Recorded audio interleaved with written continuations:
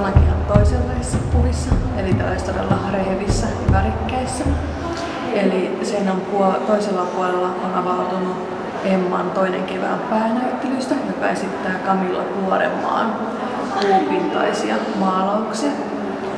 Camilla Vuorenmaa voitti keväällä Kuvataideakatemian pääpalkinnon ja sen kunniaksi hänellä on täällä näyttely. Ja tämä näyttely juhlistaa samaa Emman 10-vuotisjuhlaa. Niin toi Pieränenkin näyttely juhlisti tämä 10-vuotisjuhlaa. Niin Camilla on vuonna 1979 syntynyt nuori taiteilija, tai pitkään tehnyt uraa. Ja viime syksynä hän oli Islannissa taiteilijaresidenssissä ja siellä hän maalasi tällaisia kalastajaeheisiä kuvia. Sillä hän vietti viikon kalastajaveneessä. Ja nämä kuvat kuvaavat tällaisia ikiaikaisia taistelua ihmisen ja luonnon välillä. Ja tässä on esimerkiksi kalastajan villapaidan kuviota. Tässä on siis värikästä. Ja sitten täällä jääty semmoisia jännä piirre, että on myös maalattu seinä, että ottaa tosi hyvin huomioon tämän tilan. Nämä maalataan ilmasta suoraan. Tässä on kalastajia aamuvuorossa.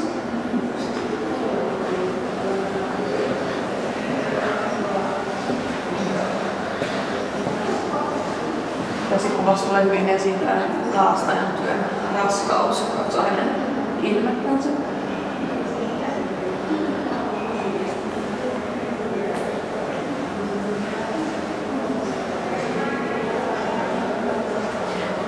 Tässä on mun ehkä lempikuva taidenäyttelystä, eli myrsky.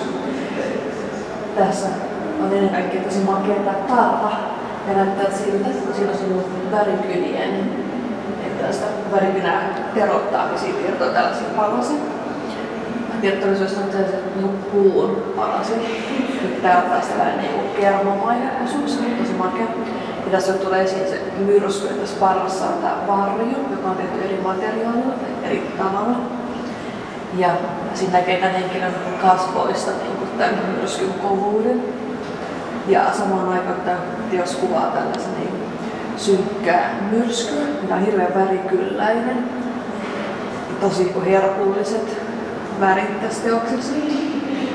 Ja tässä jos pyritään realistisuuteen, vaan siihen jotenkin vaikuttaa ja tuntuu. Nämä väreissä on paljon vapauksia. Ja tää kuvaa päivävuoroa tai aamuvuoroa laivalla.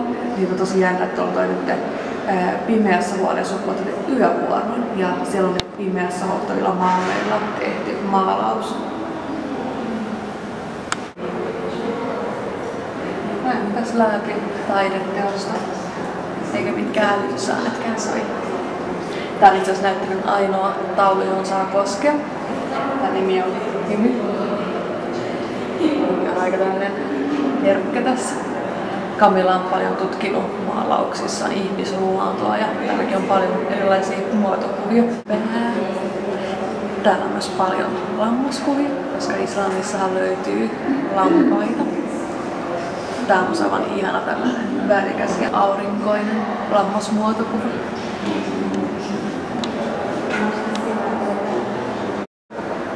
Tämän teoksen nimi on Eläinten tila.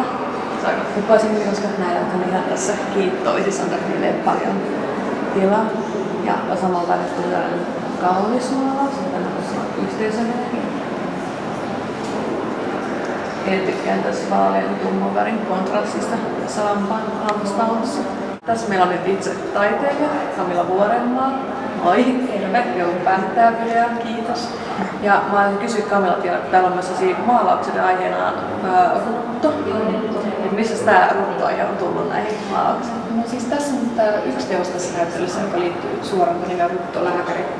Ja tänne sain inspiraation tuolla Eijamin kylässä Pohjois-Englannissa viime kesänä, kun mä olin siellä vierailemassa. Ja tää Eijamin kylä on niin kuin tämmönen tavallaan elää turismilegendalla, joka on tämmönen ruttolegenda, joka liittyy siihen keskiajan rutto levisi Pohjois-Englantiin.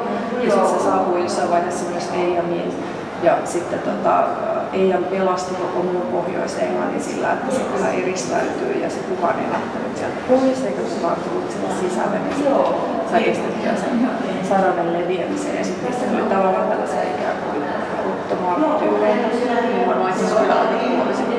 Joo, no siis aika suurin osa kuoli niistä. Kyllä se jotkut selviytyikin, mutta siihen liittyy sitten kaikki pieniä tarinoita, niin kuin vaikka oli yksi sellainen romanttinenkin tarina, joka liittyi siihen, että se toinen kuoli ja toinen selviytyi. Mikä siinä oli romanttista? No siis se oli romanttinen, että ne tapaili myös sen ruton aikana niin, että ne vaan katselivat toisiaan kukkulan päältä toinen siis toisella kukkulalla ja toinen toisella kukkulalla ja saa viestitteli jollakin. Ja myös toinen ei enää saapunut. Joo, se varmaan mielenkiintoinen kokemus, jos ei ole säilytetty tarinat siellä. Joo, ja se oli aika semmoinen, voisi sanoa, niin kuin, varmaan vähän samanlaista kuin menisi jokin Transylvaniaan tai semmoinen niin kuin, tavallaan, että tehdään kuolemasta semmoinen turismielinkeino, niin se oli myös kiinnostavaa. Niin. Tässä meillä on Emman taidemuseon amanuenssi, Tiina Penttilä. Nyt ihan luultava tästä lopusta vielä. Ja Maija ihmetteli justiinsa, että missä nämä painikuvat on tehty. Niin haluatko kertoa siitä?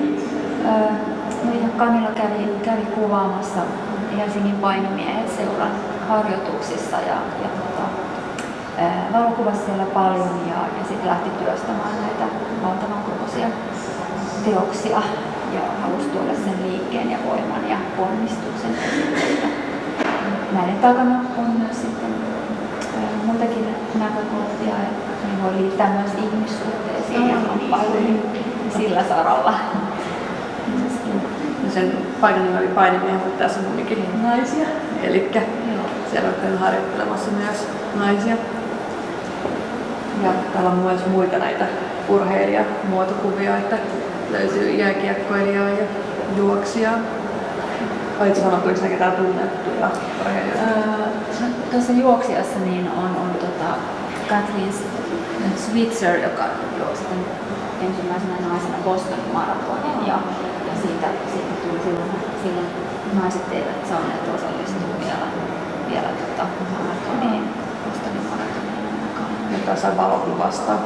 Joo, tämä on se tilanne, kun tulee sitten häntä hätistelemään tämä yksi mieshenkilö. Joo, kesken sen juoksun. Joo. Tämä on feministinenkin kuva. Niin, siinä on myös tämmöinen tausta.